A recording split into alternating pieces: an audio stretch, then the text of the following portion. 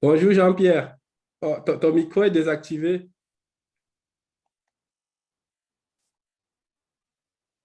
Ah oui, Ce n'est pas Jean-Pierre, c'est Evelyne Serra. Voilà. Donc, Jean-Pierre, c'est mon mari.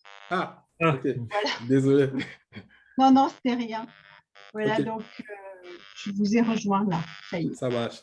top. J'étais juste en train de dire qu'on va débuter le traditionnel petit tour de table de présentation, histoire que chacun sache qui est qui, et puis on entrera dans le vif du sujet. Donc, je vais laisser Claire commencer. Bonsoir tout le monde. Donc moi, je suis Claire Dorseuil, je suis sophrologue et je suis également éducatrice à la protection judiciaire de la jeunesse. Je travaille avec des adultes, avec des ados, avec des jeunes ados en couple, avec des adultes qui viennent me voir aussi en cabinet pour des problèmes de couple notamment, et au niveau éducatif, parce que je suis spécialisée dans les deux.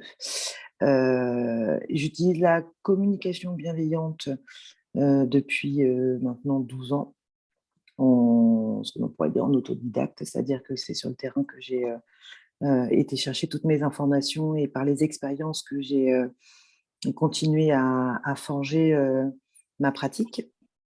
Et la sophrologie, d'abord commencé d'un point de vue personnel et puis professionnel au fil du temps parce que ça m'appelait et parce que ça me servait énormément et que je me sentais devoir rendre un peu de ce que j'avais reçu. Voilà. Good, good. Juste préciser qu'en plus, elle est éducatrice. Oui, c'est ça, éducatrice à la PJJ, protection judiciaire de la jeunesse, donc pour le ministère de la Justice, Good. avec des mineurs délinquants. Voilà. rien que ça. D'où l'utilisation de la communication bienveillante depuis si Oui, longtemps. sûrement. Anne-Marie a dit rien que ça, c'est ce qui m'a fait rire. Et oui, C'est, OK. Peut-être, on va aller dans ce sens-là, Stéphanie. Stéphanie, on l'entend pas. Bonsoir. Ah si. Bonsoir. Excusez, moi aussi, j'ai choisi me cacher. Non, il n'y a, pas de problème. C'est OK. Ok.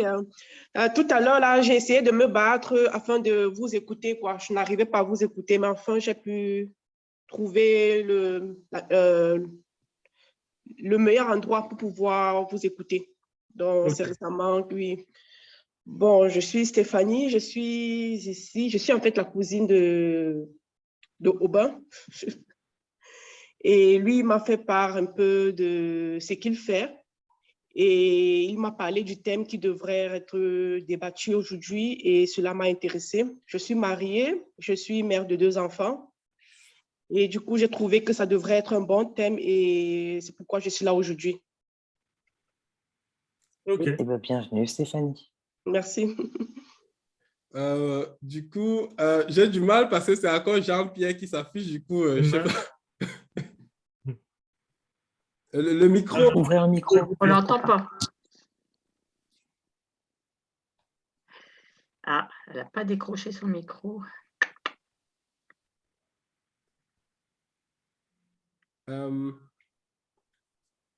Normalement, c'est en bas à gauche. Oui, on le voit là, son Voilà, micro. ça y est. Ça y est. Voilà. Ah, Ça ne prenait pas. Bon. Donc, oui, je suis. Les lunettes, je ne vois pas de près. En fait. Donc, je m'appelle Evelyne Serra. J'ai 67. Non, j'ai 69 ans, pardon. Je suis conseillère conjugale et familiale et j'interviens très peu, en fait, parce que je suis dans un cadre associatif et je ne fais aucune publicité autour de mon activité qui est une activité dans le cadre d'une association. Je suis aussi membre de l'ANSES. Je vois que Anne-Marie est à l'ANSES. Donc, je suis dans les Alpes-Maritimes et donc, de profession, je suis infirmière.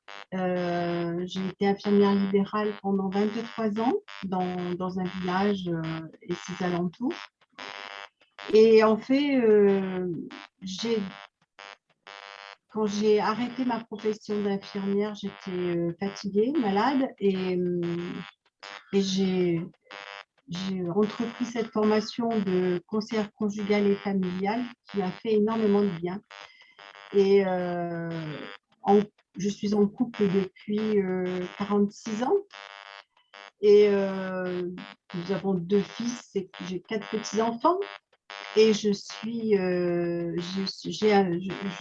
aussi très contente d'avoir fait une formation en communication non violente avec bonheur. Parce que, comme dit mon mari, depuis que tu as fait cette formation, nos disputes sont de meilleure qualité. Voilà, donc quand je reçois des couples, ce que je note tout de suite, c'est justement cet emploi d'une communication qui fait que les gens s'agressent, hein, le tu-tu, et de suite les gens, je note tout de suite que leur communication n'est pas favorable à un dialogue. Parce que le conflit, c'est normatif, on ne peut pas être du même avis que les autres. Le problème, c'est l'acceptation de la différence de l'autre. Et cette acceptation de la différence de l'autre, elle vient déjà par une acceptation de ses propres limites et aussi d'apprendre à se connaître dans la manière dont on fonctionne, dans ses besoins, etc. Donc, ce qu'on note, c'est que les gens sont rapidement chez l'autre et qu'ils ne sont pas chez eux. Ils parlent en accusation, dans le tu et pas dans le je. Les choses sont rapidement accusatrices plutôt que d'être factuelles et descriptives par rapport à des situations. Donc, on arrive vite à des escalades. Et malheureusement, c'est ça qui crée rapidement des problèmes dans les couples et dans les familles. Et donc, la première des choses que je fais remarquer aux gens que j'accueille, c'est déjà que voilà, c'est important de réapprendre à parler dans une autre langue et apprendre à se connaître soi dans ses besoins fondamentaux et de pouvoir justement dire à l'autre quel est son besoin. Et justement, ça colle tout à fait avec les questions qu'on a aujourd'hui. Okay. Voilà. Là, déjà, tu as fait déjà un bon petit résumé. Je pense que rien qu'avec le résumé, chacun se dit, ah, ça c'est moi, ça c'est moi. Et... Disons que voilà, on parle de communication bienveillante, c'est ce que je peux noter qu'on devrait apprendre à l'école avant toute chose. C'est la langue dans laquelle on devrait tous s'exprimer. On est d'accord, on est d'accord. On va un peu donner l'opportunité aux autres de finir le tour de table et puis on reviendra sur les points durs, justement. Mais je pense que tu as étayé pas mal de points. En tout cas, tu nous as donné un avant-goût. Donc, je vais laisser Anne-Marie se présenter. Alors, moi, je suis la doyenne là-dedans parce que j'ai 73 ans, bientôt 74. Je suis mariée aussi. Nous avons eu 4 enfants et nous avons 15 petits-enfants entre 21 ans et 2 ans. Donc, il y a de l'animation quand tout le monde est là. Et nous venons de vivre des cousinades, donc c'était très, très amusant. Alors, j'exerce depuis 94, mais pour une association, moi aussi. Et donc, avant, ma première formation, c'est la psychomotricité, que j'ai exercée jusqu'en, je ne sais plus bien, bref, peu importe, auprès d'enfants en difficulté scolaire surtout. Donc, j'ai un peu utilisé la relaxation, donc ça va parler à Claire. Et après, tout ce qui est rythme, latéralité, etc., schéma corporel. Et puis, lorsque notre 4e enfant est né, je me suis mise en congé sans solde à l'époque. Et j'ai fait cette formation de conseillère conjugale au Clair, qui est une association catholique mais qui forment des conseillers conjugaux et des éducateurs à la vie pour aller dans les collèges, lycées, primaires, faire cette éducation auprès des jeunes. Et c'est vraiment ça aussi un côté très passionnant. Toutes les personnes que j'ai rencontrées en entrée de formation, je leur ai toujours conseillé de faire d'abord cette formation parce que d'abord c'est passionnant à faire, c'est passionnant à pratiquer et ça aide beaucoup pour le conseil conjugal. Donc j'ai toujours pratiqué le conseil conjugal bénévolement par contre pour mon association. Les gens réglaient leur consultation, mais c'était pour l'association, c'était notre engagement de départ et j'ai fait ça pendant une trentaine d'années maintenant. Alors depuis 1 an, comme j'ai dit à Aubin, j'ai été obligée de suspendre mon activité à cause d'un cancer du fumeur, moi qui n'ai jamais fumé. Mais voilà, bon, c'est tout, c'est pas le moment de parler du cancer. En ce moment, je suis soignée, en immunothérapie qui est beaucoup moins, impactante que la chimio et donc j'espère, m'en sortir. Voilà. Donc depuis 1 an, j'ai pas exercé du tout de conseil conjugal, hein. Alors la communication bienveillante, je la connais un peu, mais je m'y suis pas formée, je l'ai pas pratiquée vraiment, même si j'en ai eu quelques brindilles, on va dire, hein. Et voilà, mais je constate quand même que la vie de couple aujourd'hui, je ne sais pas si elle est plus difficile, que ce qu'on a connu, en tout cas, c'est difficile de rester en couple aujourd'hui. Et je viens encore d'avoir des voisins là qui m'annoncent qu'ils vont se séparer.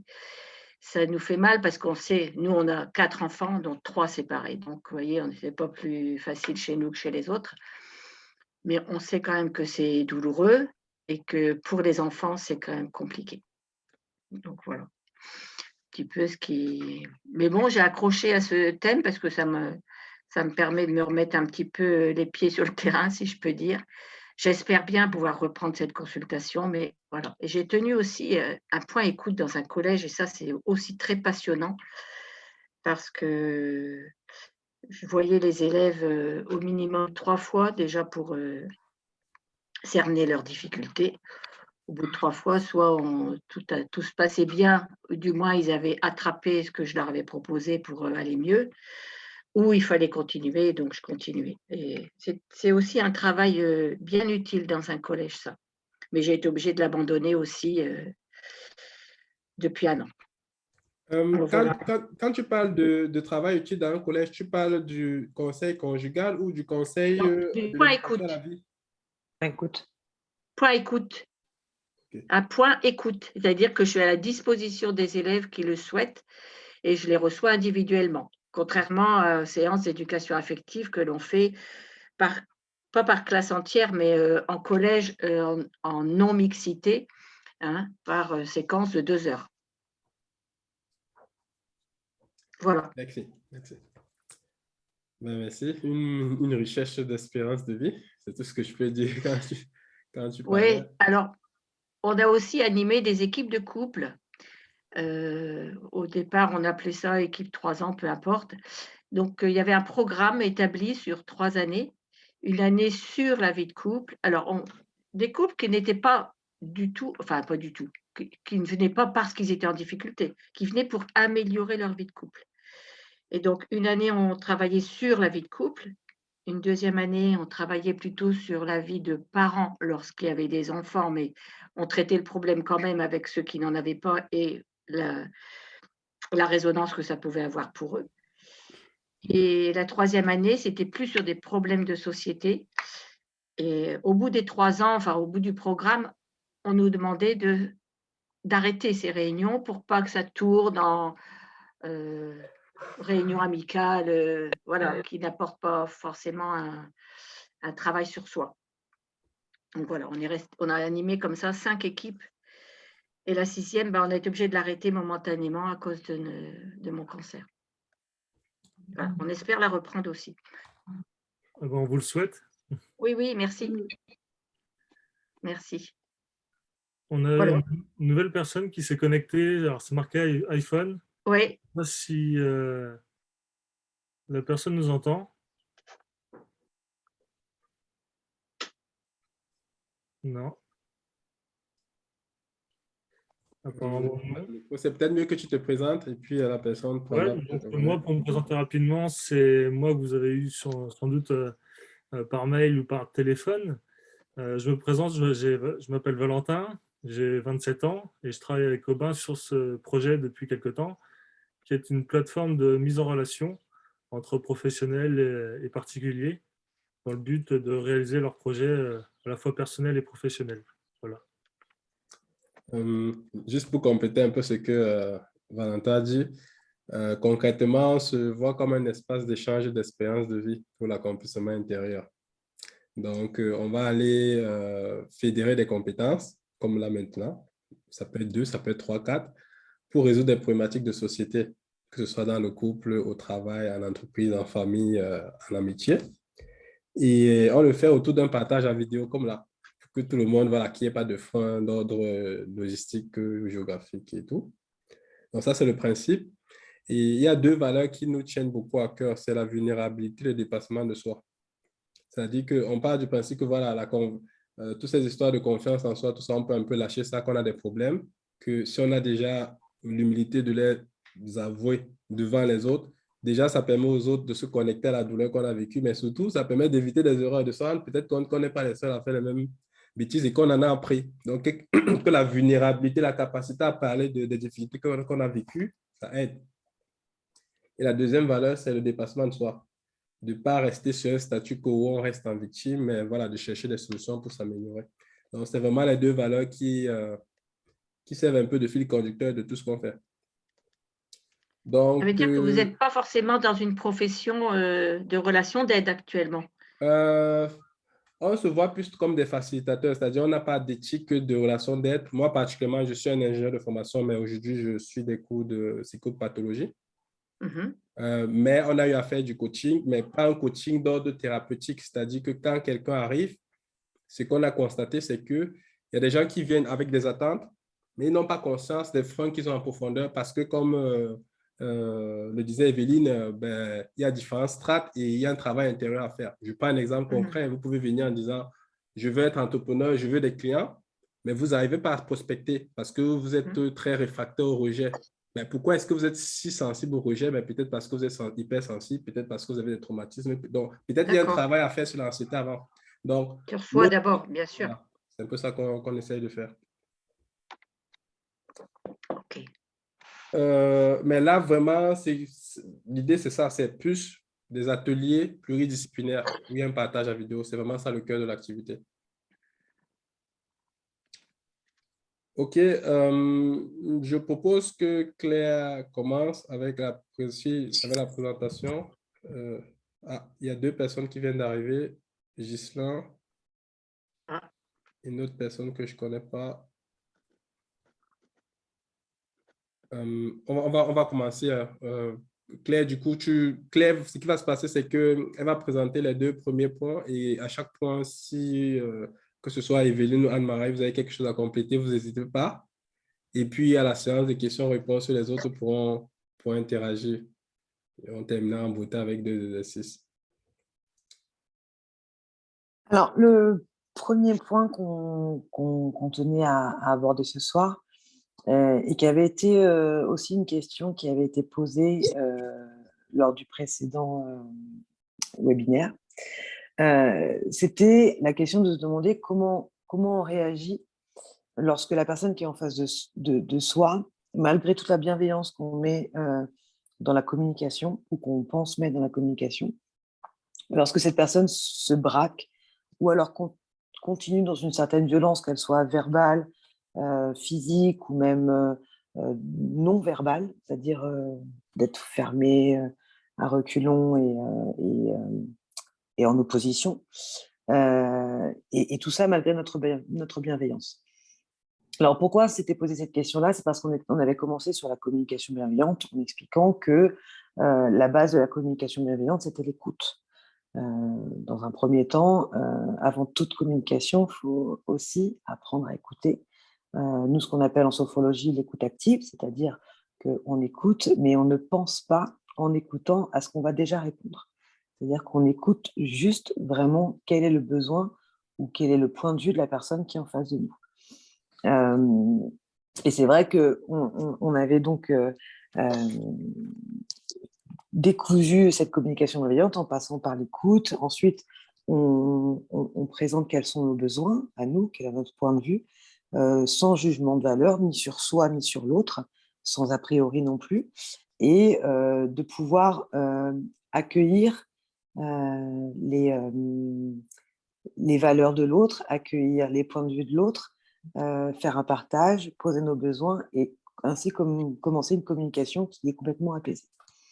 Et c'est vrai que la question était venue en disant oui, mais si la personne qui est en face de nous, malgré toute la bienveillance qu'on lui met, est de toute façon réfractaire et reste sur ses positions. Et c'est vrai que moi, dans mon expérience professionnelle, notamment d'un point de vue de l'éducation, éducatif, c'est quelque chose que je rencontre énormément. C'est-à-dire que quand je suis devant des jeunes, malgré toute la bienveillance que j'y mets, me disent mais de toute façon, j'ai envie de tout casser. On a beau y mettre toute la bonne volonté du monde, toute l'écoute du monde, des fois, quand la personne qui est en face de nous ne veut pas, ne veut pas. Alors, les solutions qui étaient venues, c'est d'abord d'accepter d'être silencieux et d'accepter d'accueillir même la violence verbale ou même la violence, pas physique dans le sens du poing, mais avec le sourcil froncé, la tête en avant, enfin, ok, j'entends, t'es comme ça. Moi, ça m'arrive d'avoir un jeune en frontal comme ça et d'être avec le jeune en disant, ok, j'entends. Et pourtant, le jeune est des fois front contre front, hein. Donc, ça peut aller très loin. Voilà, accepter ce silence et cette écoute sans être dans la réaction miroir. Parce que notre pire ennemi dans la communication bienveillante, et quand la personne en face reste réfractaire ou reste agressive, c'est la réaction miroir. Et à la limite, j'ai envie de dire qu'elle est presque humaine à un certain degré, parce que c'est de l'ordre de l'instinct de survie quand on se fait agresser, la réaction miroir. Donc, on prend le temps du silence. On peut prendre aussi le temps du contre-pied. Je ne sais pas si certains d'entre vous savent ce que c'est que le contre-pied, mais le contre-pied, en fait, c'est de pouvoir répondre à l'agressivité, au mécontentement ou simplement à quelqu'un qui reste sur ses positions de « je ne suis pas d'accord » par une bienveillance à l'extrême. Alors, je mets des guillemets à l'extrême parce qu'il ne faut pas que ça… Alors, à La Réunion, on dit un foutant, comment on dit en métropole, il ne faut pas que ça devienne une moquerie. Voilà. Ce n'est pas une réaction, le contre-pied, ça ne doit pas devenir une moquerie. C'est vraiment de se dire, ok, là, j'ai pas entendu. Non, excusez-moi. Je vais couper. D'accord. Et donc, du coup, de ne pas être dans la moquerie, mais vraiment dans je suis vraiment là pour que ça se passe bien. Et accepter d'être celui qui fait ce pas de côté, même si la colère monte en soi, mais accepter que dans une communication à deux, quand il y en a un qui ne veut pas lâcher l'affaire et qu'on a vraiment envie que ça se passe bien, d'être celui qui fait ce pas de côté en disant je suis vraiment là, j'écoute, j'entends, on essaye, et puis on se parle. Et au bout d'un moment, voilà, j'ai entendu ta colère. Moi, maintenant, je vais te donner mon point de vue. Je ne dis pas que c'est la vérité. Je ne dis pas que ce sera ta vérité. Ça reste la mienne. Mon point de vue, c'est ça. Pour le moment, j'ai l'impression que tu n'es pas du tout d'accord avec ce que je dis. J'ai l'impression que les valeurs que tu portes ne sont pas du tout pareilles que les miennes. Ça ne veut pas dire que les tiennes sont mauvaises et que les miennes sont bonnes. Ça ne veut pas dire que tu as tort et que j'ai raison. Ça veut juste dire que moi, je te propose mon point de vue. Maintenant, si tout de suite, maintenant, ce n'est pas possible de pouvoir communiquer là-dessus, pas de souci. Soit on y revient plus tard, soit on n'y revient pas si vraiment tu ne peux pas. Mais ce n'est pas grave. Au moins, je t'aurais exposé mon point de vue. Et on laisse vraiment l'autre exposer le sien. C'est important de se dire que dans la colère de l'autre, quand la communication bienveillante n'est pas possible, il n'a pas tort. On ne peut pas dire qu'il a tort d'être en colère. C'est comme si on disait qu'une émotion qu'on ressent n'est pas juste.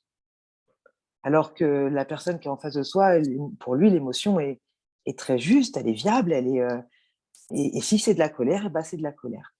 Ça n'empêche pas de dire, ok, moi je te donne mon point de vue. avec toute la bienveillance. Alors souvent, pour être dans le contre-pied et dans la bienveillance à outrance, il faut avoir tendance à apprendre à ne pas hausser le ton et de ne pas avoir le même niveau de Oui. voix, ne serait-ce que la voix que l'autre. C'est-à-dire d'avoir vraiment une voix posée en dessous, calme. Et c'est en ça que la sophrologie, et c'est pour ça que quand je travaillais avec Aubin, je lui expliquais que pour moi, la sophrologie et la communication bienveillante étaient très enfin, elles se complétaient. C'est parce que la sophrologie nous apprend déjà en amont à se dire, OK, quelles sont mes valeurs, comment je sais comment gérer mon émotion, je sais comment gérer ma respiration, je sais comment gérer les sensations, les phénomènes physiques créés à mes émotions, créés à mes valeurs.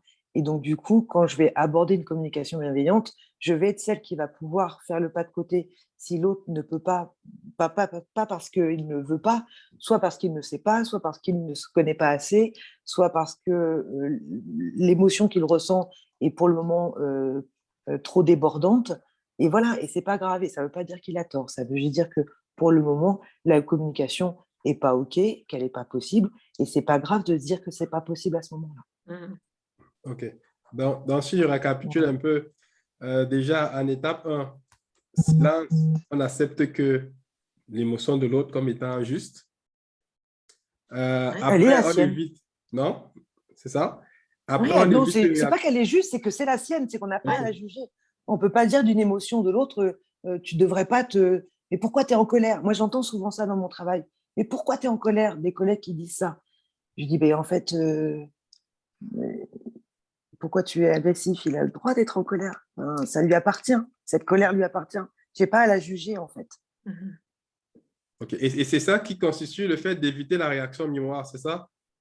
OK. Donc, si on est silencieux et qu'en plus, on évite la réaction miroir qui serait d'élever le ton, par exemple, ou de parler à haute voix comme l'autre, ben après, on peut utiliser le contre-pied, c'est ça? En étant peut-être plus calme, limite, bon, en tout cas, sans éviter la moquerie, en étant souriant. Et à la fin, ben, soit la personne, qu'est-ce qui va arriver? Elle va se calmer et du coup, on va pouvoir parler ou bien on va remettre à plus tard notre débat. Oui, il faut pas. Alors, moi, ça, c'est pareil, c'est d'expérience. Toute question qu'on se pose, notamment dans un couple, quand on a besoin d'une réponse, imaginons, je vais prendre un exemple personnel d'une dispute que j'ai pu avoir avec mon mari et qui aurait pu aller très loin il y a quelques années et que les disputes se sont de meilleure qualité maintenant, c'est de se dire, moi je rentre du travail après 15 jours non-stop en étant au boulot, et puis mon mari, par exemple, qui m'a reproché de ne pas être assez présente à la maison et pour les enfants. Donc, je rentre une énième fois très tard, une énième fois fatiguée et pas forcément présente. Voilà, pas forcément disponible. Là, quand j'expose mon point de vue, lui monte encore plus. Moi, je me dis OK et je me dis, mais je ne comprends pas son point de vue.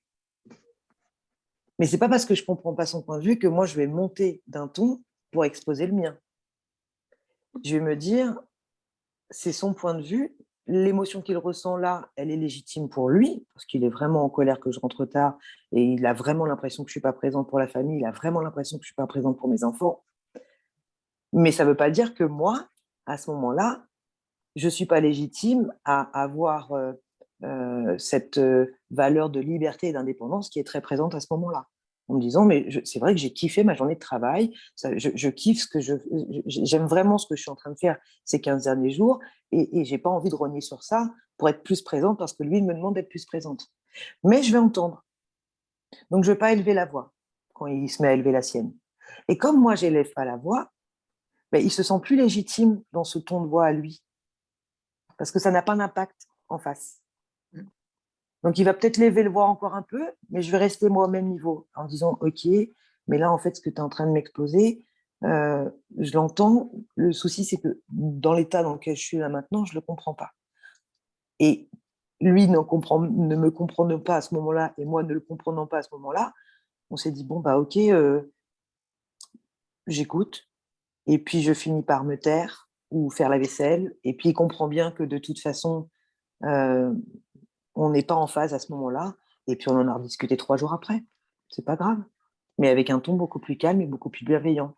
Lui s'étant mis à ma place en se demandant mais comment ça se fait que toi, tu es resté calme? Et moi, en essayant de me mettre à sa place, en me disant ouais, en effet, à ce moment-là, je pense qu'il avait peut-être besoin que je sois là. Peut-être qu'il me sort l'expression, il m'a dit est-ce que c'est parce que tu voulais que je sois avec tes enfants? Ok, mais est-ce qu'il y avait autre chose? Et là, il m'explique ce qui n'allait pas, vraiment, au fond. Voilà. Mais le fait de ne pas être monté en voix, c'est redescendu tout seul.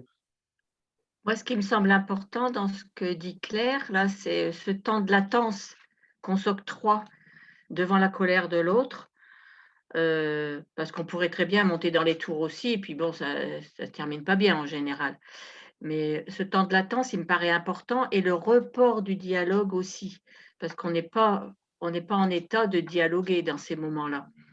Mais il faut déjà que le couple ait cette volonté aussi, à la fois de régler les problèmes quand ils se présentent, de savoir que il n'y a pas de couple parfait, de savoir que c'est pas en hurlant qu'on va résoudre les problèmes. Et donc les 2 points là que Claire vient d'évoquer sur ce temps de latence. Bon, c'est sa colère, j'attends, bon voilà, ça me plaît pas, mais c'est comme ça. Et puis on décide de reporter le temps de dialogue. Ça me paraît vraiment très, très constructif en fait. Parce que quand on aura reporté ce temps, on va le prendre à un moment, on va choisir un moment où on est bien, où on est détendu, quitte à aller au restaurant pour le faire. Enfin voilà, on trouve une situation ou un moment où c'est gérable pour les 2. Ok. C'est ça.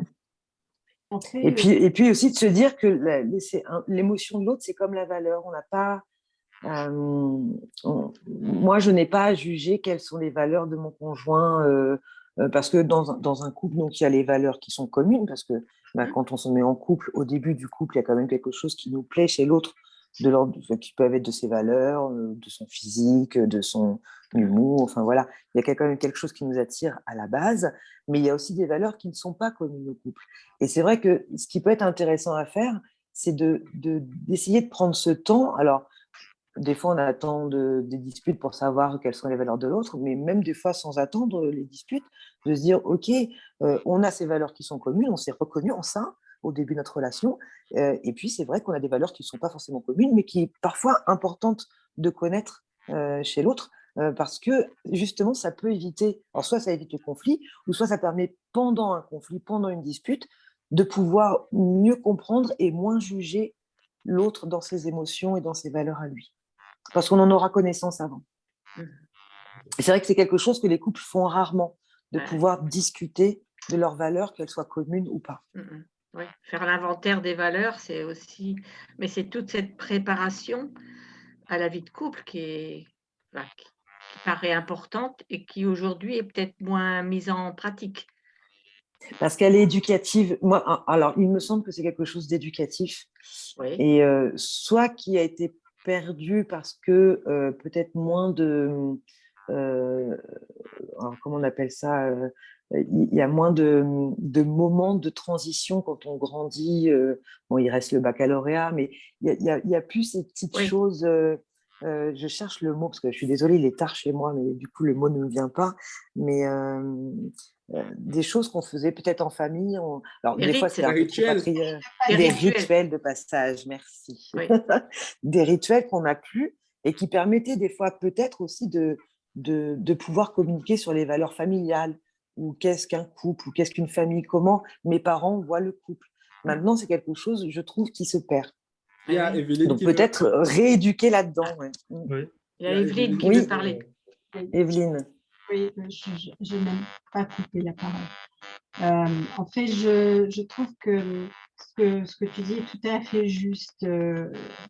Il y a une chose que je voulais juste rajouter. Il y a aussi le droit à dire stop et à dire que quelque part, si la conversation devient insupportable ou l'attitude devient insupportable, de dire je ne peux plus entendre et j'ai besoin de sortir ou peut-être trouver une échappatoire en disant bah, j'ai besoin d'aller aux toilettes, ou j'ai besoin d'aller fumer une cigarette. Il y a parfois dans des situations difficiles où on ne peut plus supporter, voilà, de dire bah, là j'ai besoin de sortir, j'ai besoin, voilà, et de savoir qu'on a vraiment besoin de sortir de la situation d'une manière à couper la relation à ce moment-là, pour se protéger. Parce qu'il y a des moments où ça peut devenir insupportable ce que dit l'autre. Donc il faut aussi savoir qu'on a le droit de s'en aller. Voilà, de dire à l'autre ça m'est insupportable, ou alors où j'ai besoin de sortir, tout simplement sans dire ça m'est insupportable. De savoir que pour soi, c'est insupportable et qu'il y a vraiment besoin de quitter la pièce et quitter la relation avec l'autre. C'est ce que je voulais dire tout à l'heure quand je parlais du pas de côté, en fait, que l'un des deux puisse se dire, et si c'est nous, tant mieux, mais de se dire qu'on fait un pas de côté et que c'est pas OK, en fait. Oui, c'est juste pas OK. S'absenter carrément physiquement. C'est un droit. Oui. Sans et c'est pas une faiblesse. Alors, c'est là aussi que moi, d'un point de vue, alors avec les jeunes couples avec qui je travaille, surtout que moi, je travaille aussi avec des jeunes couples qui ont un fort ego, qui sont ancrés parfois dans de la délinquance depuis très longtemps. C'est ce qui est de l'ordre de la norme pour eux. C'est-à-dire que la norme est très agressive, et c'est une norme aussi où on ne fuit pas, on ne tourne pas le dos. Et ce que j'essaie de leur expliquer, c'est que pour moi, celui qui est fort quand il y a un conflit comme ça, c'est pas celui qui reste, qui affronte et qui montre les crocs, c'est celui qui est capable de dire c'est pas OK, je m'en vais. Parce que c'est parfois plus dur, surtout moi avec les jeunes que je suis, qui sont des jeunes adultes pour certains, c'est très dur pour dire à eux, pour eux, je vais y arriver, de dire je m'en vais, ça ne me convient pas, je pars. Et je leur dis c'est là que vous êtes fort, parce qu'ils sont toujours sur cette notion mais je suis faible aussi, mais je suis faible aussi. Il y a autre chose que je voulais dire, c'est par rapport au couple. En fait, on se marie avec quelqu'un aujourd'hui, mais cette personne, en fait, par la vie qu'elle va avoir, Elle va évoluer dans ses valeurs. En fait, la personne aujourd'hui ne sera jamais la personne la même dans 5 ans, 10 ans, etc. Donc, si le couple ne fait pas un travail de remise à niveau à chaque fois, enfin, n'a pas comment dire, un accompagnement de couple, ne fait pas attention à garder la relation toujours active et puis en ajustement, les gens vont carrément ne plus se reconnaître au bout d'un temps. Et c'est ça qui amène aussi les séparations. C'est que du fait du travail, de la relation aux autres, etc., si on ne garde pas ce lien d'amitié et en fait, le conjoint doit rester le premier ami, son premier ami dans le couple. Si ce n'est pas le cas, et si on va chercher des appuis à l'extérieur et qu'on ne reste plus en intimité avec celui ou celle avec qui on vit, eh bien, on perd la relation et on se retrouve devant des étrangers. Et c'est pour ça que moi, oui, mais c'est pour ça que parce que moi, on me pose la question, mais dans ce cas-là, si on utilise toujours la communication bienveillante, par exemple, on ne va jamais se disputer.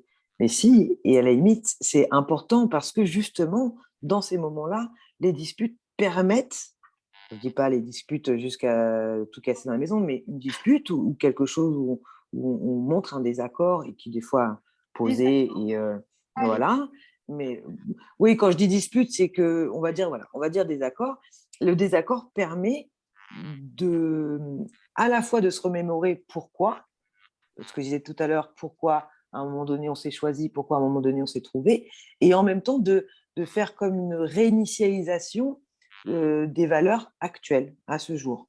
Ok, quand on s'est mis ensemble, j'étais comme ça, mais j'avais pas d'enfant, mais j'avais peut-être pas ce travail-là, mais j'avais peut-être pas cet entourage social-là, mais j'avais peut-être pas fait ces formations, on n'avait pas le même âge, on n'avait pas la même sagesse. Voilà, enfin, et du coup, ça permet pas de faire reset, mais de réajuster. Voilà, les conflits dans un couple ou les désaccords dans un couple permettent de réajuster justement quelles sont mes valeurs actuelles par rapport à quand tu m'as connu il y a 5, 10, 15, 20, 30 ans, quoi.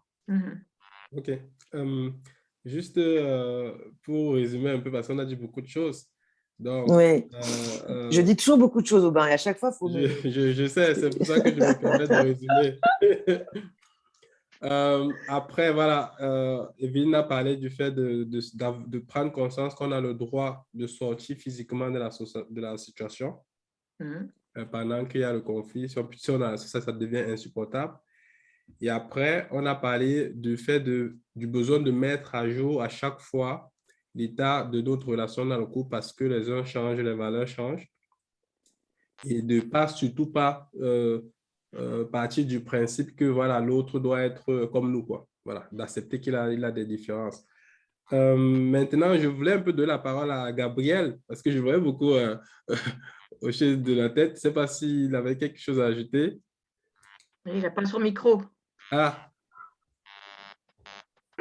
ça y est. Gabriel. Non, je vous écoutais avec attention, excusez-moi de mon retard. Tout à fait d'accord là pour les émotions. Et effectivement, on ne peut pas, j'irais même peut-être plus loin pour les émotions en disant que non seulement on ne peut pas la contester, mais elle ne ment pas. Enfin, elle dit la vérité, enfin, elle dit une vérité. Voilà. Si je suis en colère, la colère ne ment pas. Et elle dit une vérité profonde, c'est que j'ai un sentiment, peut-être à tort, c'est pas grave, mais j'ai un sentiment d'une injustice. Donc, ce qui fait qu'on est sûr et certain, je suis en colère, il y a vraiment un sentiment, alors peut-être que je me fais mes films, hein, mais il y a vraiment ce sentiment d'injustice, comme quand je suis dans la peur, il y a vraiment le sentiment d'un danger. Et donc, je crois que c'est intéressant de se poser la question, mon chéri, ou plutôt, voilà, ou autre, où est le danger? Je vois que tu as peur. Ou moi-même, où est le danger? Ou je suis en colère, où est l'injustice? Et donc, ça décode, ça dénoue beaucoup les choses de se demander, voilà, la colère est là, elle n'est pas discutable, c'est sûr. Elle est un sentiment d'injustice, où est l'injustice? La peur est là, elle n'est pas discutable. Elle est un sentiment de danger, où est le danger? La tristesse et je pleure, la tristesse n'est pas discutable, elle est là, elle est le sentiment d'un vide, d'une perte. Qu'est-ce que tu as perdu? Et donc après, on avance beaucoup parce qu'on peut se poser des questions. Est-ce qu'il y a vraiment une injustice ou pas? Pourquoi je me fais ça? Et puis c'est bien de se garder en tête toujours l'idée de se dire que je suis capable de changer ma perception des événements. Alors, je vous donne un exemple qui m'avait bien plu dans un de mes formateurs un jour qui m'avait dit, on m'a toujours appris, voilà, j'ai appris, je suis capable de changer ma perception des événements. J'avais un rendez-vous avec je crois que c'était un ostéo. Non, pas un ostéo, un kiné. J'avais rendez-vous avec mon kiné, toute ma journée était hyper programmée et tout était bien calé, mon rendez-vous était bon, j'arrive au rendez-vous, il n'est pas là, j'attends, je vois que je vais louper le rendez-vous d'après, mais qu'est-ce qu'il se fait? Il se moque de moi, je vois la colère monter, je commence à me faire mes films, mais vraiment, il se fout du monde, il n'est pas sérieux, patati patata. Et en faisant monter la colère intérieure, tout d'un coup, je me dis, je suis toujours capable de modifier ma perception des événements. Et si j'imaginais autre chose, s'il n'est pas là, c'est peut-être parce qu'effectivement, je ne sais pas quoi, il a eu un problème dans sa famille, un de ses enfants est malade, peut-être un accident, je ne sais pas quoi. Et en une seconde, la colère a fondu et même devenu presque le contraire, presque de la pitié en disant, mais le pauvre, il a peut-être un gros problème. Voilà. Et donc, je crois que c'est intéressant à la fois de dire, j'ai une émotion, elle n'est pas discutable, que signifie-t-elle? Et après, si j'ai un sentiment avec ce qu'on m'a dit, par exemple, ce que tu m'as dit, j'ai le sentiment d'une injustice. Ok, mais tu as peut-être ta possibilité de modifier ta perception des choses. Vois les choses de mon côté. Si moi je dis ça, qu'est-ce qui se passe? C'est peut-être que de mon côté à moi, quel autre exemple je peux vous donner? J'ai un enfant là qui insultait ses parents, enfin sa maman, et donc et puis qui a fini par la mentir, et donc la maman furieuse et qui me dit, je lui ai cassé les, enfin, je lui ai dit, mon enfant, maman, tu te rends pas compte, je te ferai plus confiance, et voilà, patati patata.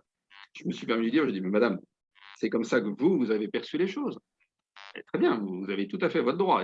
Mais avant de lui dire, voilà, comment moi je perçois les choses, essayez de vous mettre de son point de vue à lui. Et de son point de vue à lui, s'il vous a menti ou s'il a été insultant, Qu'est-ce qui fait qu'il n'a pas pu dire la vérité? S'il n'a pas pu dire la vérité, c'est peut-être qu'il était dans la peur. Bon. Et d'où est cette peur? Voilà. Et une fois qu'il se sent entendu dans l'émotion qui était à la base de son action, après, vous pouvez le mettre dans l'autre sens. Eh bien, moi, à ton avis, comment j'ai senti les choses? J'ai senti que tu ne me faisais pas confiance et j'ai senti voilà, que tu ne faisais pas confiance dans l'adulte et que tu ne m'aimais pas, enfin, si je pose jusqu'au bout. Enfin, c'était les deux petits points que je voulais mettre un peu en complément, mais tout à fait d'accord avec tout ce qui a été dit, de ce que j'ai entendu. Je m'excuse de ne pas avoir été là au début. C'est magnifique. Donc, si eh bien, en fait, le mot qui m'est venu dans tout ce que tu expliquais, surtout, c'était le mot décodage. Oui, décoder, tout à fait. Injustice, colère, danger, peur, non, colère, injustice, peur, danger, tristesse, vide. Et du coup, de questionner sur l'origine, ça devient très factuel. C'est-à-dire qu'on quitte des interprétations pour des questions qui peuvent aller cibler directement, mettre en lumière l'origine du problème. Ah. C'est effectivement décoder les émotions parce que malheureusement, souvent, alors souvent elles sont justifiées, mais souvent, par exemple, j'ai un grand sentiment de vide, ben, il faut que ce sentiment soit entendu et en même temps qu'on puisse dire ça à son conjoint, par exemple. Ben, suite à toute ton histoire, tu as ce grand sentiment de vide intérieur. Je le comprends, je l'entends, mais moi, je ne peux pas le combler. Je ne suis pas le bon Dieu pour dire les choses comme ça. Donc, à ce moment-là, l'autre peut entendre, est-ce que tu peux consentir au fait que je ne pourrais pas te combler en tout? Et je pourrais pas. On a fait ça au début, on était dans l'illusion voilà, tu croyais que je te comblerais en tout, puis maintenant tu es déçu, mais parce qu'il y a un vide. Ben, ce vide, il faut l'apprivoiser et on ne va pas l'enlever.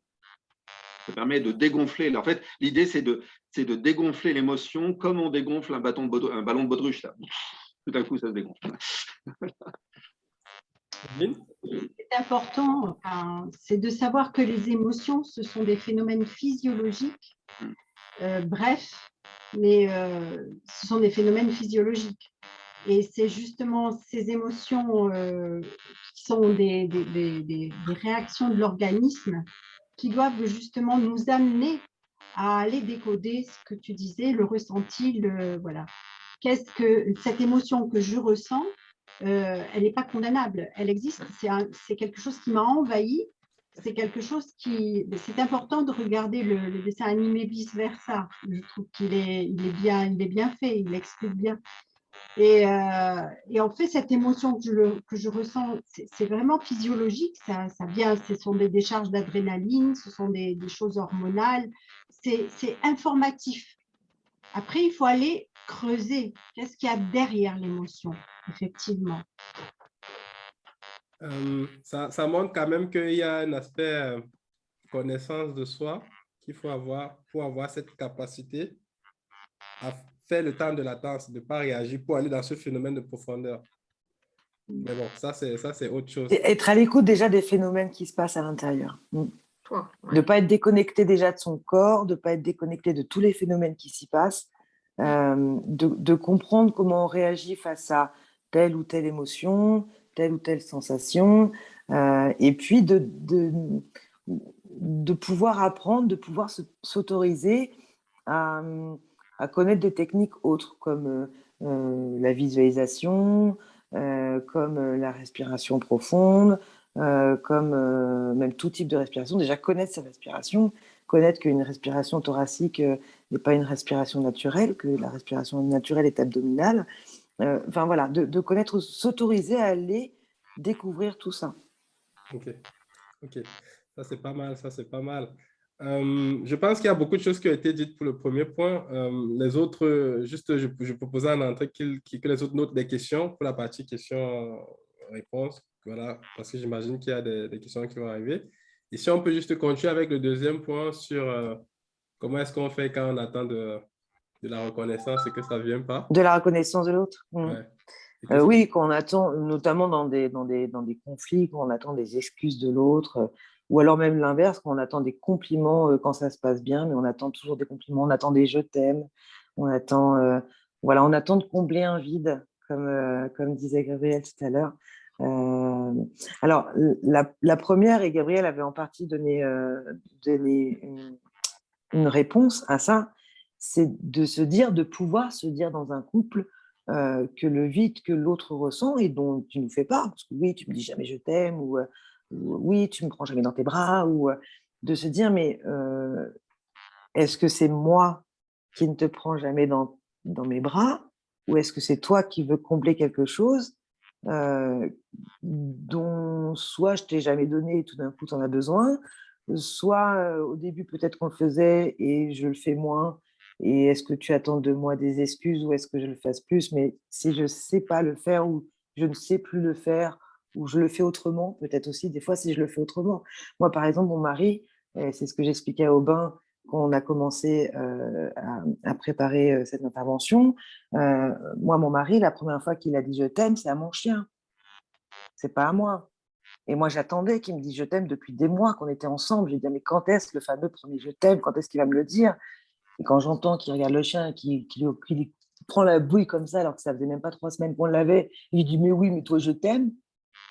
Je dis « non, mais c'est une blague ».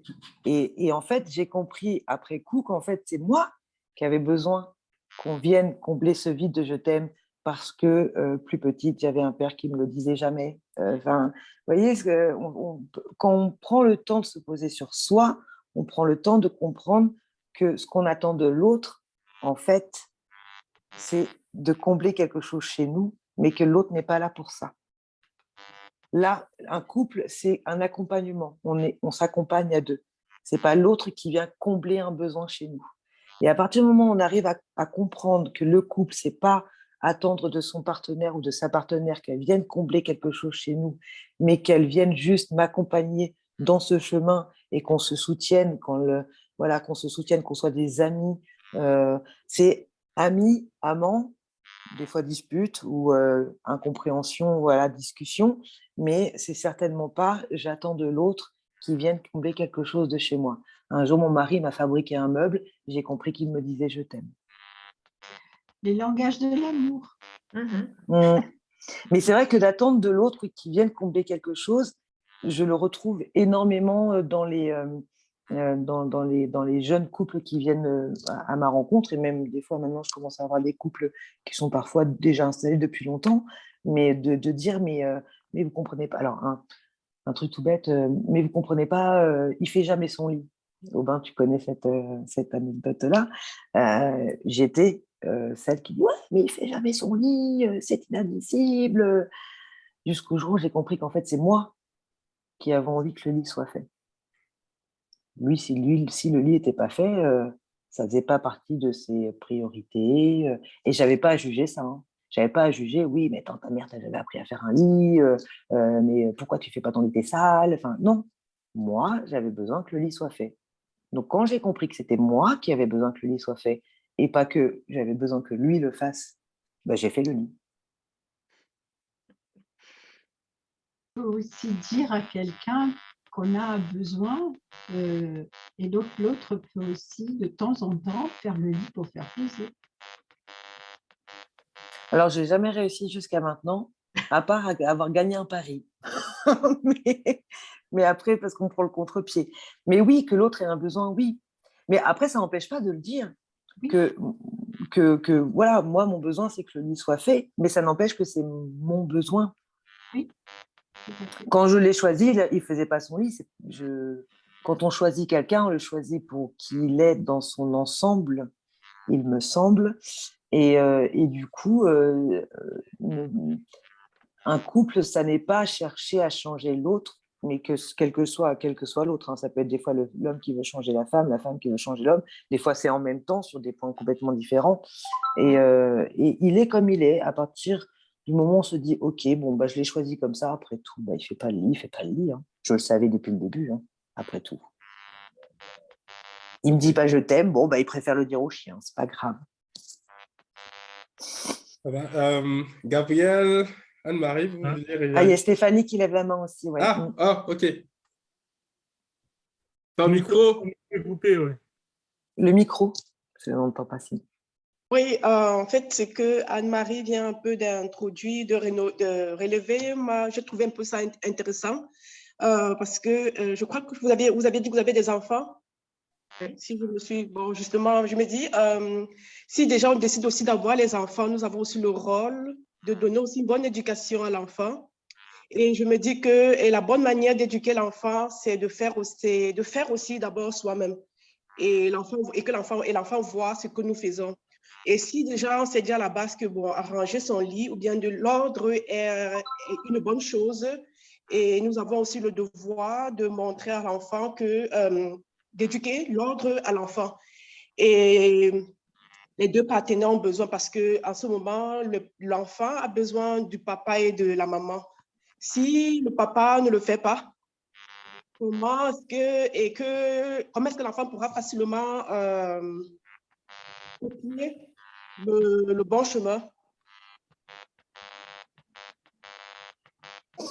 Alors, moi, la question que je poserais dans ce cas-là, c'est le bon chemin dans la valeur du couple, dans les valeurs communes, ou est-ce que c'est le bon chemin dans la valeur du père, ou est-ce que c'est le bon chemin dans la valeur de la mère? C'est pour ça que je parlais tout à l'heure des valeurs communes et d'autres qui ne le sont pas. Par exemple, moi, j'aime quand c'est propre et que le lit soit bien fait. C'est ma valeur à moi. J'ai besoin que ça soit organisé. J'ai besoin, je le dis encore, j'ai besoin que ça soit organisé, j'ai besoin que ça soit propre, j'ai besoin que, voilà. Le père, les valeurs de mon mari, ça va être plutôt de pouvoir inculquer à ses enfants d'aller à la découverte de la nature, d'aller à la découverte ou même de l'école, et les bons résultats à l'école. Voilà. Et en fait, ce ne sont pas des valeurs prioritaires, primaires, qui sont identiques, mais qui vont je cherche encore mes mots, je suis désolée, il est 21h ici, voilà. Puis ça se comble, mais ça... Allez, donc, Complète. ce soir, c'est complète, merci, ça se complète. C'est des valeurs qui vont se compléter. Donc, les valeurs qu'on inculque aux enfants, pour moi, et encore une fois, ça n'est que ma vérité là-dessus, pour moi, ça n'est pas forcément nécessaire qu'elles soient systématiquement portées par les deux. Elles peuvent se compléter. Ce qui évite d'ailleurs de partir en conflit en se disant mais tu montres pas à ton enfant que tu vas faire qu'il faut faire le lit le matin.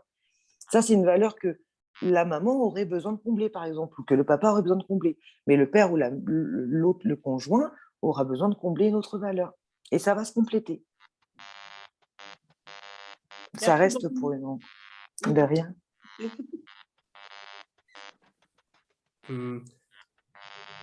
Quelqu'un d'autre voulait réagir? Moi, j'avais une remarque. Je me demandais quand tu parlais, en fait, Claire, est-ce qu'il n'y a pas une notion d'intensité? Parce que si je récapitule un peu, on a parlé de se questionner sur l'origine de son besoin par rapport à sa valeur, peut-être par rapport à notre enfance et tout. On a aussi parlé de verbaliser son besoin. Ça, c'est Evelyne qui le matérialisait. Et là, par rapport à la question de Stéphanie, il y avait la question de, OK, il y a des objectifs à atteindre qui finalement ne sont ni dépendants du père, ni dépendants de la mère, mais peut-être dépendant plus de qu'est-ce qu'on considère comme une bonne éducation de l'enfant par rapport à la société. Et la question, c'est est-ce que ce n'est pas une question d'intensité? C'est-à-dire que même si c'est ma valeur et que l'autre n'adhère pas à cette valeur, est-ce qu'il ne faut pas qu'il fasse quand même un petit pas?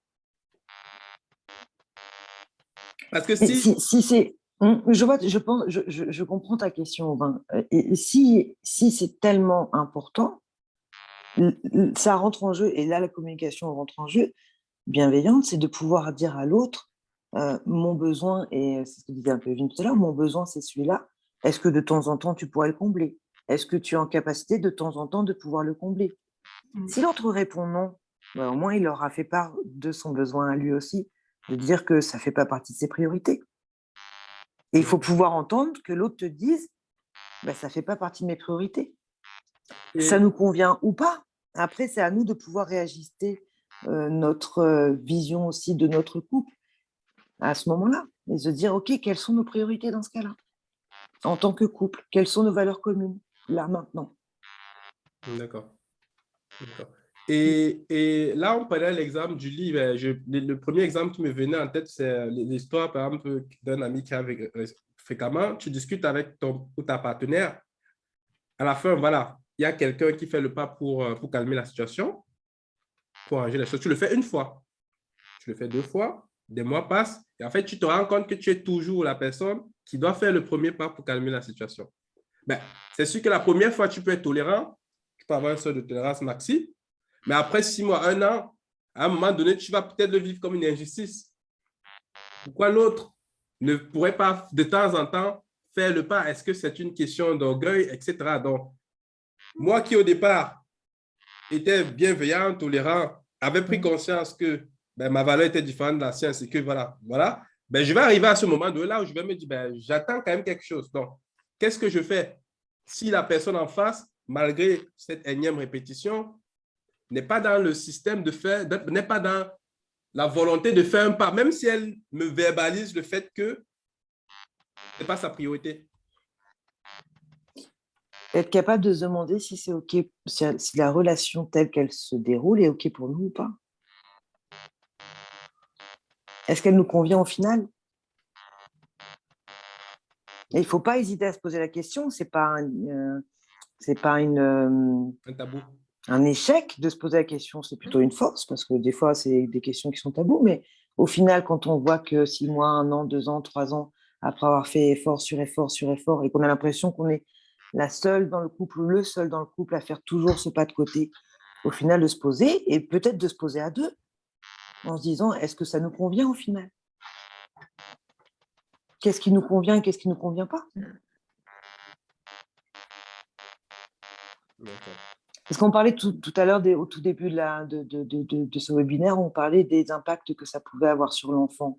Le désaccord permanent et visible, en plus des fois devant les enfants, peut être encore plus destructeur que de se poser réellement la question, est-ce que ça nous convient ou pas la façon dont fonctionne notre couple?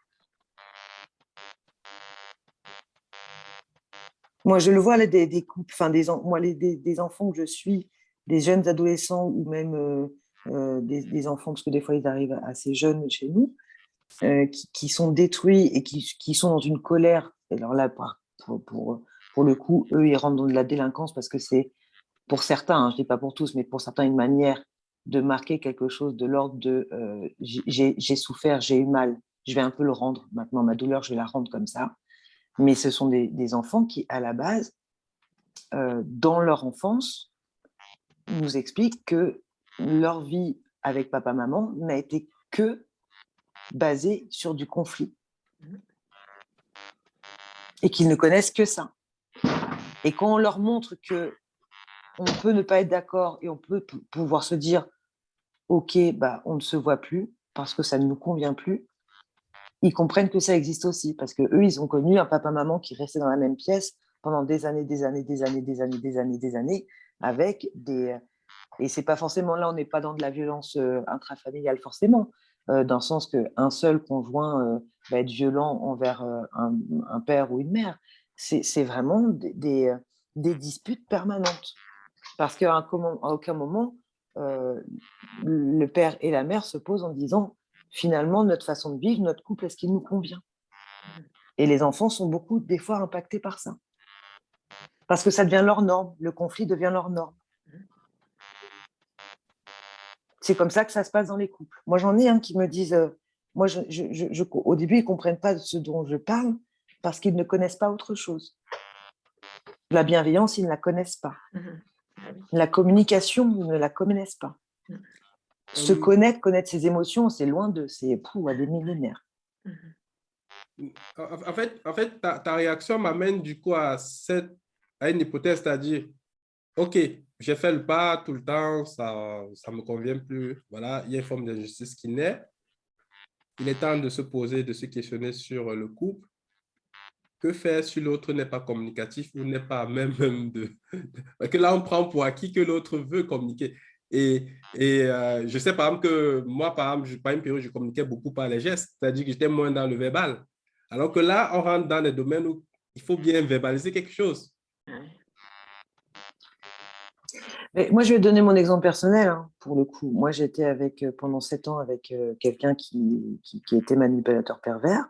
Donc, j'étais sous une emprise où la communication n'était pas possible de l'autre côté puisque j'avais toujours tort. Je suis partie.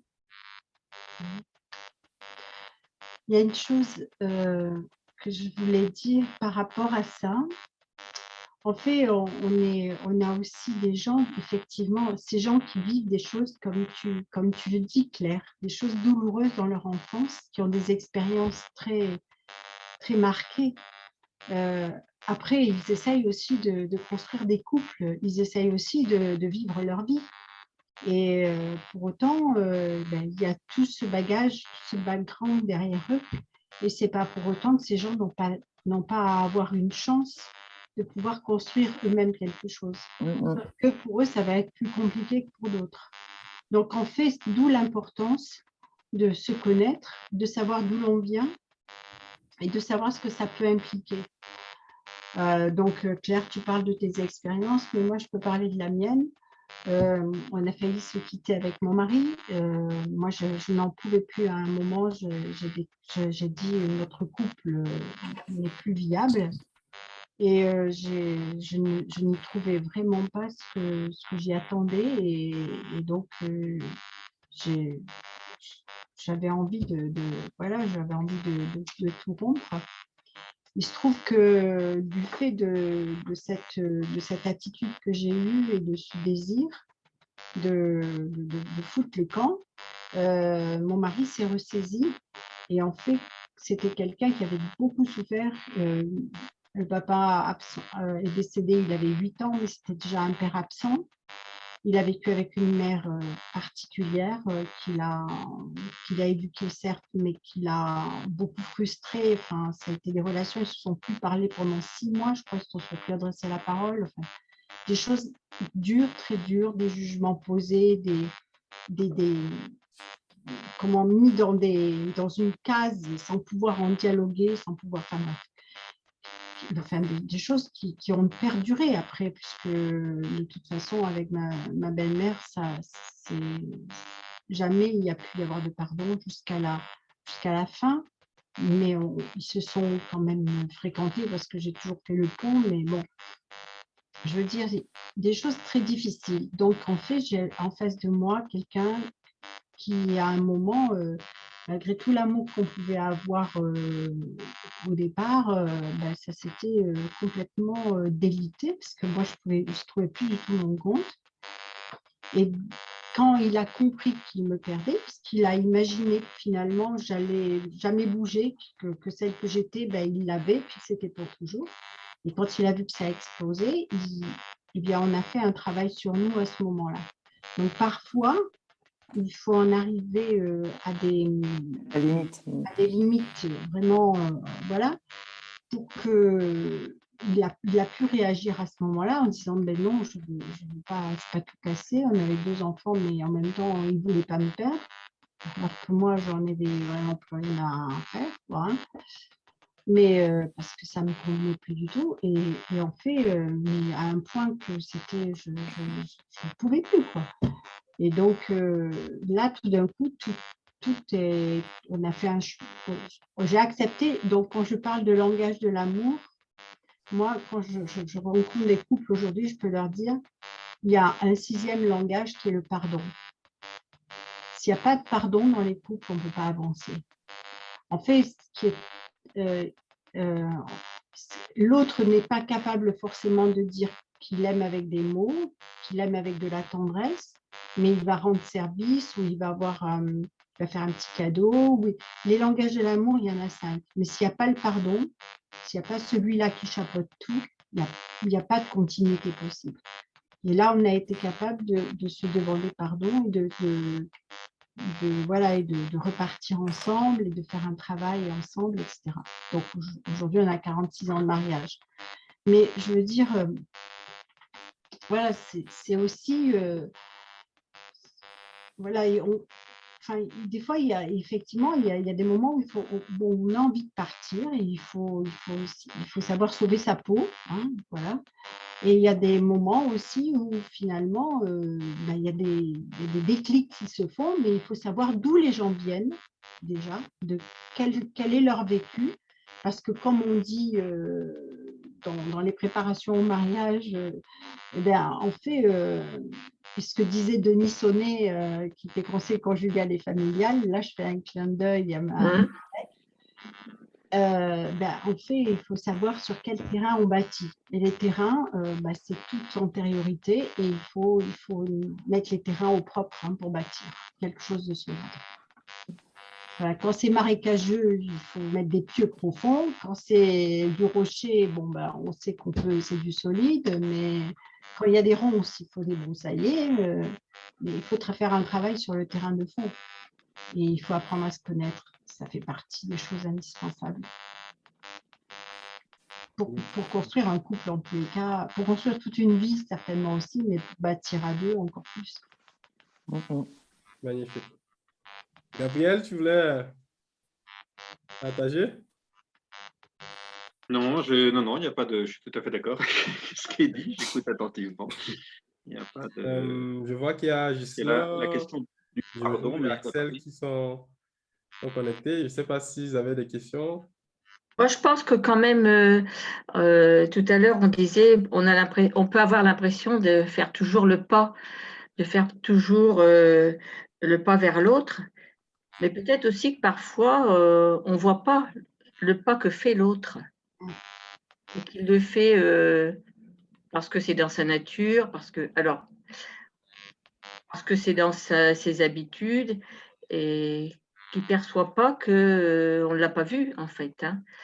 Quelquefois, c'est important de se rendre compte de ce que l'autre fait. Et pendant ma maladie, là, je dois dire que au début, quelquefois, je me disais, mais pourquoi il ne fait pas ça? Parce que pendant la chimio, j'étais raplapla de chez raplapla, je ne faisais plus rien. Et je dis, mais pourquoi il ne fait pas ça? Et pourquoi il ne fait pas ça? Et puis, un jour, je me suis dit, mais si je regardais, qu'est-ce qu'il fait? Avant de dire qu'est-ce qu'il ne fait pas. Là, ça change beaucoup de choses quand même aussi. Et puis, je pense que de toute façon, il y a le préalable de la différence. On est différents sur tout. Plus ça va, nous, c'est 50 ans de mariage cette année, plus ça va, plus on s'aperçoit qu'on est différents sur plein de choses, en fait. Alors, c'est une richesse, mais c'est quelquefois aussi à de l'agacement ou voilà, on a envie de faire voler des torchons, mais la différence, elle est intrinsèque au couple. Comme disait Aubin tout à l'heure, l'autre ne sera jamais comme nous, c'est pas possible, c'est pas possible. C'est un préalable indispensable à toute préparation à une vie de couple.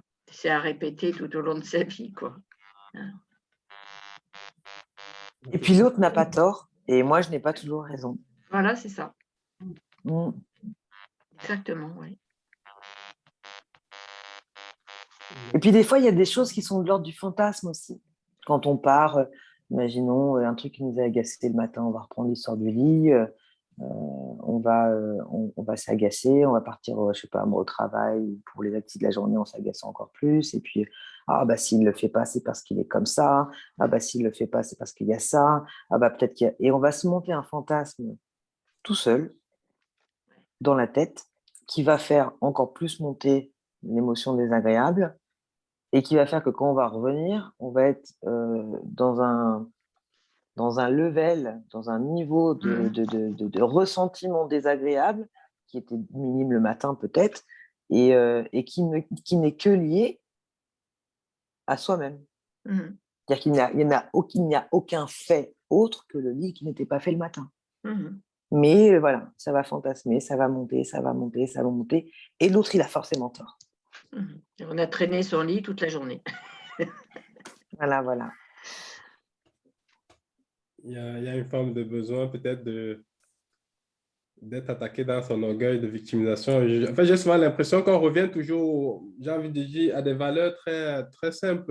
Orgueil, on parlait tout à l'heure de pardon, ça dit colère, fait d'être revanchard. Derrière, il y a toujours une souffrance. Si on creuse, il y a toujours une souffrance qui est permanente, et c'est limite, ça devient un peu des mécanismes automatiques, inconscients. Ou c'est beaucoup plus facile. Des fois. Oui, c'est beaucoup plus. Je sais que moi, j'ai été à une époque très. Je ne savais pas pourquoi. C'est même ça qui m'a amené sur la communication non violente. C'est que j'avais beau utiliser les techniques qu'on donne de base sur des changements de phrases, des formalismes et tout, ça ne suffisait pas. Parce que le truc avec l'émotion, c'est que ça monte très vite. Et tu n'as même pas le temps de penser qu'elle est déjà là, elle a déjà piloté, elle t'a déjà piloté entre guillemets. Donc, c'est pour ça, en fait, c'est ça qui m'a amené sur la communication non violente. Donc, il fallait plus, au lieu d'essayer de calmer la colère, il fallait plus comprendre d'où est-ce qu'elle vient et pourquoi est-ce que moi, je surréagis de façon exponentielle quand les autres, ils ne le font pas. C'était un peu ça l'origine. Derrière, il y a une colère, peut-être il y a un manque de reconnaissance, que ce soit des parents, ça vient de plus. Mais là, maintenant, on peut commencer à faire le travail de fond qui peut calibrer l'émotion. Malheureusement, si déjà moi, je me rends compte seul, quand ça explose dans un couple, là encore, c'est encore pire. Parce qu'on veut être la victime. On veut, parce que quelque part, être la victime, c'est reconnaître qu'on a une douleur qui n'était pas exprimée. Et pourtant, on peut faire... Puis des fois, juste reconnaître qu'il y a une douleur. Rien que reconnaître qu'il y a une douleur, ce n'est pas ce qu'il y a de plus simple. Hein.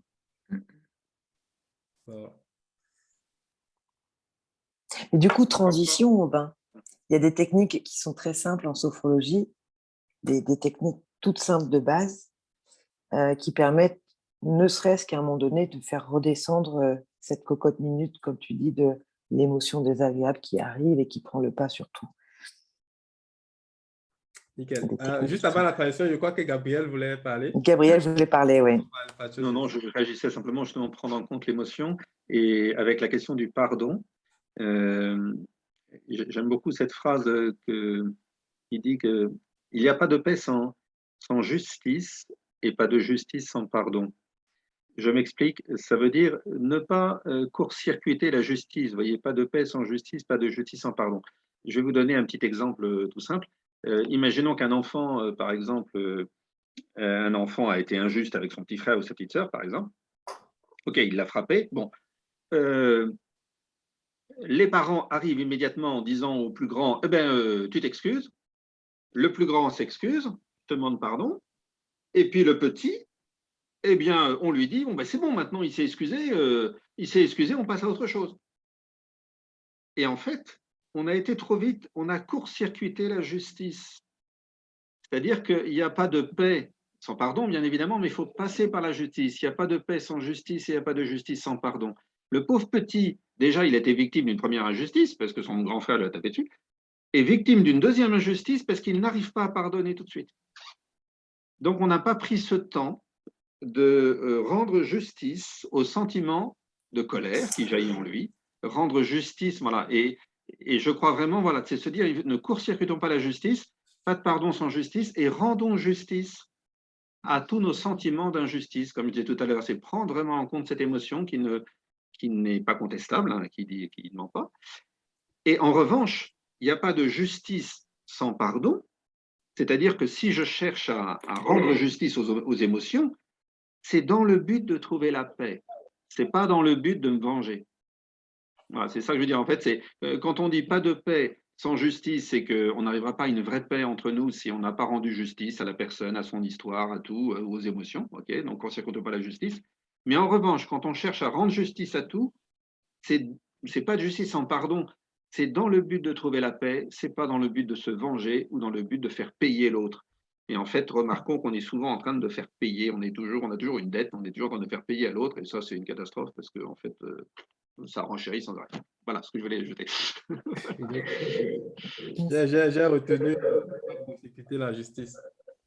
Mais en fait, on n'a pas idée, moi j'aime bien présenter, apprendre à rendre justice aux émotions. Et ça, on le présente rarement comme ça. Ok. Merci. Il y a plein de choses qui ont été dites comme d'habitude. On va peut-être pouvoir revenir si clair sur la petite transition sur des exercices de sophrologie qu'on pourrait faire pour diminuer la cocotte minute. Oui. Alors du coup, je ne sais pas si du coup on aura le temps de les faire parce que ça demanderait une grosse demi-heure. Ça demande une grosse demi-heure quand c'est les premières fois qu'on le pratique. Après, ce sont des choses qui peuvent être pratiquées très rapidement, ne serait-ce qu'en faisant sa vaisselle, en faisant son lit le matin, en faisant toutes ces choses-là. Je pense, alors, soit je les fournirai à Aubin, si Aubin veut soit en audio et je les ferai, et puis pour ceux qui le veulent, Aubin pourra les distribuer. soit les écrire, mais les écrire, c'est moins facile parce qu'il n'y a pas la voix d'accompagnement. L'audio, c'est Alors, mieux. c'est ce qu'on a. Ouais, je pense qu'en audio, On a ce sera déjà mieux. testé. Alors, ces deux techniques de base en sophrologie qui sont ce qu'on appelle, alors ça va être des gros mots, hein, ce que je vais dire, mais c'est ce qu'on appelle le SDN, c'est le sophro-déplacement du négatif. Ça, c'est une technique qui permet d'imaginer dans son esprit que quand on inspire, c'est comme si on faisait un nettoyage de tout ce qui semble négatif. Ça peut être des tensions, ça peut être des pensées qui sont désagréables et négatives. Tout ce qu'on négatif en sophrologie, c'est tout ce qui nous empêche d'avancer. Donc, ça peut être des tensions musculaires, ça peut être des pensées désagréables, ça peut être quelque chose qu'on rumine, une émotion qui commence à monter, on sent que ça nous sert au niveau du plexus solaire ou autre. Et du coup, imaginez qu'à l'inspiration, il y a comme un nettoyage. Alors, on peut imaginer, je sais pas moi, un gros seau d'eau, comme une espèce de vent, de brise qui vient nettoyer tout ça à l'intérieur. Et à l'expiration, sur des longues expirations, on imagine que tout ça, ça sort, ça s'évacue, ça ne nous appartient plus, on le laisse passer. Voilà, on imagine que ça s'évacue, que c'est propre. Et on le fait plusieurs fois comme ça. Donc je dis qu'à la fin, on peut le faire, à force de le faire, on peut le faire en faisant son lit. C'est parce que ces pratiques-là, donc c'est pour ça que c'est important que je fasse un audio, c'est qu'à force de les pratiquer, donc au début, ça va vous sembler bizarre, ça va vous durer un quart d'heure, 20 minutes, une demi-heure, puis on va le refaire, puis on va le refaire. En fait, en sophrologie, plus on refait une pratique, plus en fait, elle s'ancre en nous et elle devient presque normale, naturelle. Ce qui veut dire que le simple fait de penser à inspirer et expirer après plusieurs pratiques d'un sophro-déplacement du négatif va faire que si on y met l'intention qu'on évacue tout ce qui nous dérange, le cerveau va le faire. Et c'est assez efficace parce qu'au niveau des tensions musculaires, par exemple, parce qu'on dit souvent que le corps parle, eh bien, ça se ressent. Moi, je souffrais d'une cervicalgie depuis 10 ans. Ça fait 5 ans que je fais de la sophro, ça fait 5 ans que j'ai plus de cervicalgie. Déjà, ça n'a pas d'utilité. Donc ça, c'est la première expérience qui serait intéressante à vivre pour ceux qui veulent. Et la deuxième, c'est la sophro-présence du positif cette fois-ci. Alors ça consiste à faire émerger dans notre conscience, alors ça peut être un souvenir agréable, ça peut être, imaginez une photo, on a tous des fois une photo qu'on aime bien regarder parce qu'elle nous apaise ou elle nous remémore des choses, ça peut être même une odeur, d'essayer de visualiser une odeur, des fois on se met même jusqu'à ressentir l'odeur alors qu'elle n'est pas à côté de nous. Ça peut être une musique, un petit air dans la tête qu'on aime bien, qui représente quelque chose pour nous de l'ordre du positif et de l'agréable. Et une fois qu'on a bien fait émerger ça dans notre conscience, donc souvent on peut s'aider de la respiration profonde pour ramener ça dans notre conscience, dans notre esprit. À l'inspiration, on le rend très présent, très présent, très présent. Et à l'expiration, toutes les sensations agréables qu'on va ressentir en nous en faisant émerger ça, ce souvenir, cette image, cette musique, à l'expiration, on va imaginer qu'on le diffuse partout dans notre corps. Qu'on diffuse toute cette sensation. Alors ça peut être des sensations, et des gens, souvent les expériences, c'est quelque chose de très léger, quelque chose de très ouvert au niveau de voilà, toutes les sensations, tous les phénomènes agréables qu'on ressent, à l'expiration, on les diffuse partout. Et ça, pareil, à force de pratiquer, on peut, en inspirant et en expirant, décider que là, je pense à quelque chose d'agréable. C'est très pratique quand moi, je me dispute avec mes enfants, par exemple. Quand, au bout d'un moment, moi, je suis... parce que j'en ai 3 à la maison et qui sont en bas âge, quand je rentre d'une journée des fois 10, 12 heures de service avec des jeunes qui ont été assez virulents au service, assez violents.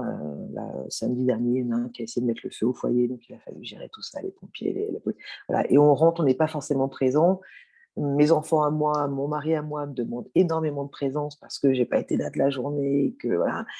Et je suis pas là, et hop, ok, je ferme les yeux, je me remémore un moment sympathique, ça peut être avec les enfants, ok, je les vois jouer sur le trampoline, ok, ça m'a fait ça quand je les ai vus jouer sur le trampoline, j'inspire.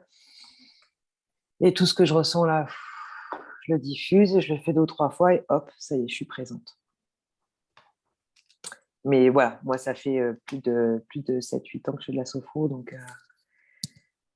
donc c'est quelque chose qui est ancré. Mais c'est vrai que c'est bien de se prendre le temps en dehors des moments de conflit pour se poser pour ces 2 pratiques-là. Voilà. Ok. J'ai retenu sophro, présence du positif, et sophro, Et déplacement sophro, du déplacement du négatif. négatif. C'est ça. Dans sophro, déplacement du négatif, en gros, tu expliques, tu respires comme d'habitude, inspiration, expiration, sauf qu'à l'inspiration, tu imagines tout ce qu'il y a de désagréable en toi que tu Tu le ressens. nettoies. Et toi? Voilà, Tu nettoies tout à l'intérieur. d'accord. Et à l'expiration, tu l'évacues. Et pour le positif, en fait, tu te projettes rapidement dans un souvenir qui est agréable. Ok.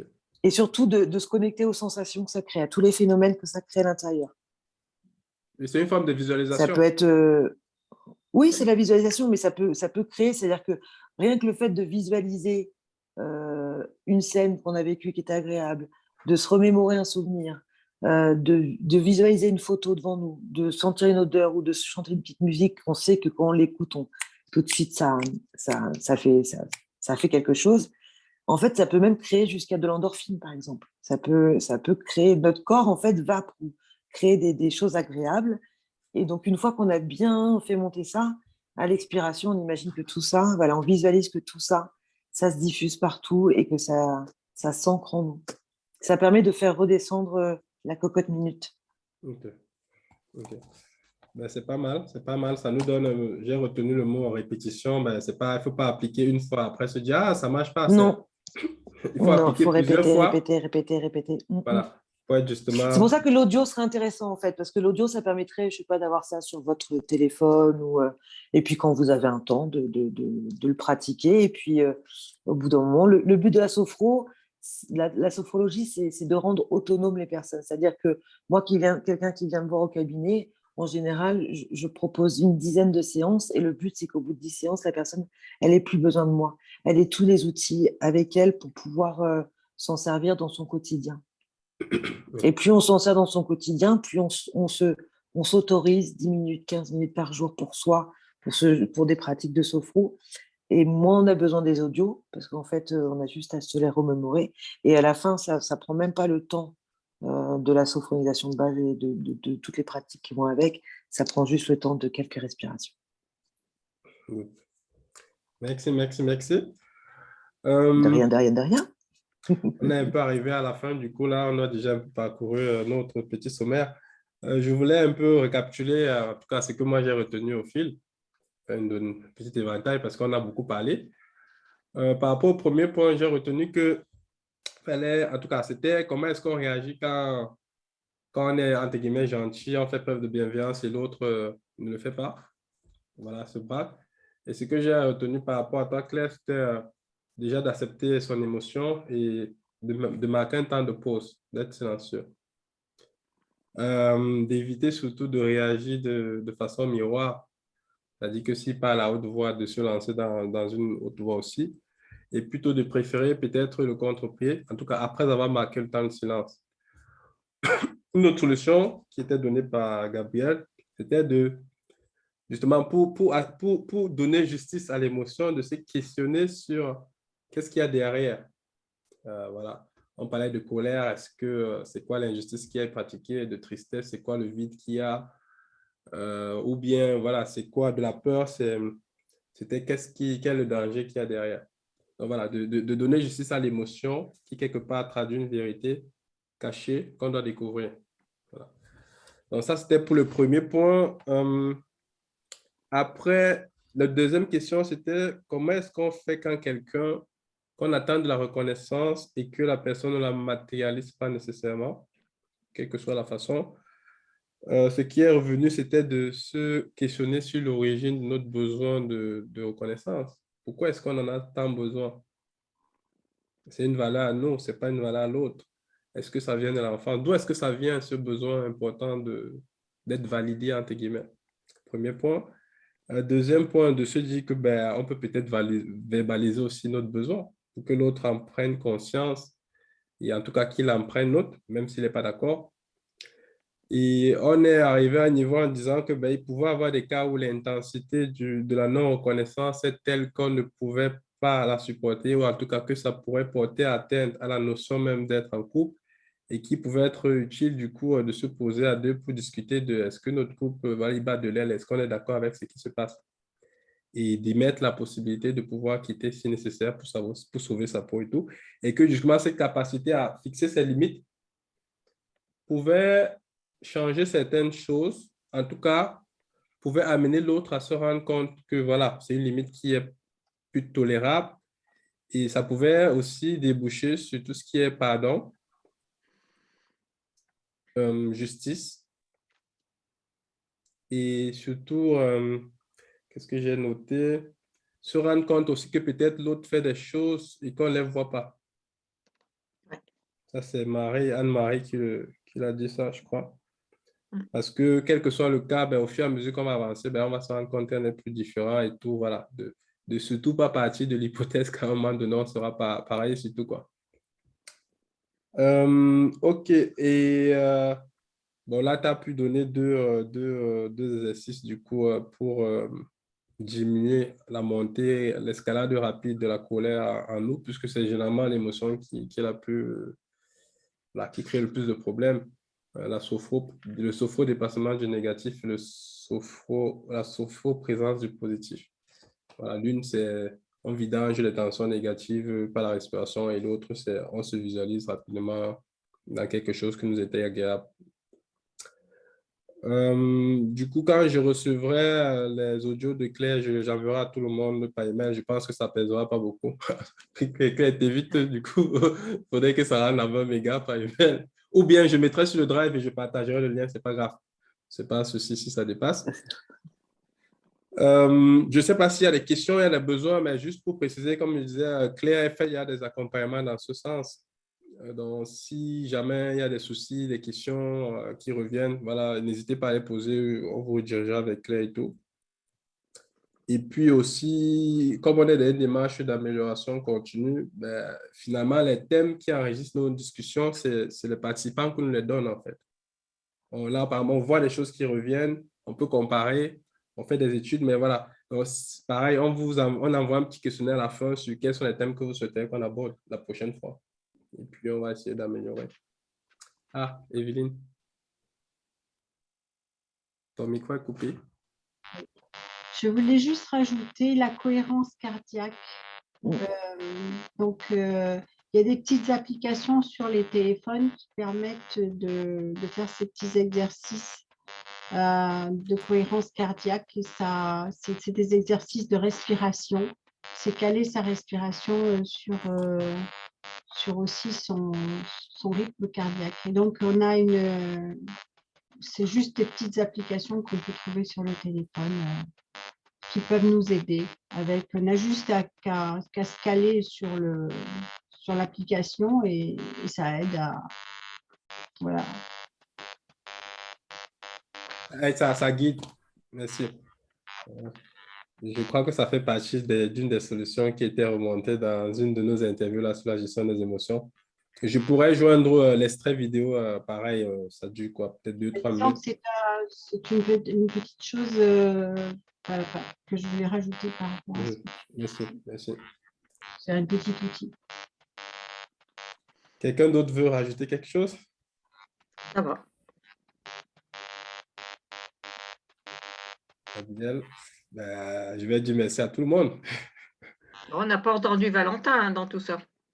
Ouais. Moi, j'écoutais beaucoup, moi. Prends des notes, non? Aussi un petit peu. Moi, j'ai hâte d'avoir les enregistrements de Claire, parce que c'est quelque chose qui peut s'utiliser pour la colère, mais qui peut aussi s'utiliser pour d'autres choses. Et voilà. J'ai hâte de l'entendre dans ces enregistrements. Même pour s'endormir. Même pour s'endormir, voilà. Parfait. Et que moi, ce que j'aime beaucoup avec ça, c'est que finalement, on n'a pas à attendre d'arriver au cas extrême pour assister. C'est-à-dire que moi, je me considère comme un apprenant plus qu'une victime, si on peut dire ça comme ça. Et heureusement, parce que j'aimerais pas arriver de l'autre côté avant avant d'en avoir besoin, si je peux dire ça encore.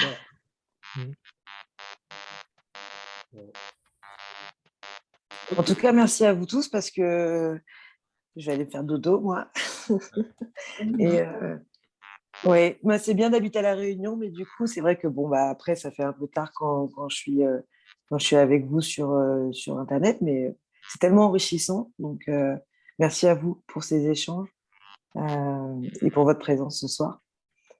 Il y a Stéphanie qui voulait parler, je crois. Oui. Oui, à moi de dire aussi merci à vous, c'était enrichissant. Je rentre avec un sac plein, en fait. Et la Réunion aussi, Stéphanie? Je ne sais pas si je ne vous ai pas suivi. Non, elle est en Allemagne. Je suis en Allemagne. Ah, d'accord. Alors, vous avez remarqué, j'essaie de me battre un peu en allemand. Parfois, en français, parfois, quand je parle, je cherche le mot et je le trouve. Donc, je n'arrive pas bien. J'ai perdu la langue, mon niveau de langue, je vais dire. En français. Alors, ne t'inquiète pas, Stéphanie, à La Réunion, mais je perds aussi mes mots ce soir, à plusieurs reprises. Ils ne venaient pas dans mon esprit, donc ne t'inquiète pas. Ça va, ça passe. Je les perds souvent, mes mots. Des fois, je vais me poser des questions quand même, d'où ça vient, ça. Mais... non, mais merci à vous tous, en tout cas. Merci pour ces échanges riches. Merci. Merci à tout le monde. Merci. Bye. Merci à tous. Au revoir. Au revoir. Au revoir, bonne soirée. Merci, Au revoir. au revoir. Attitude à tous.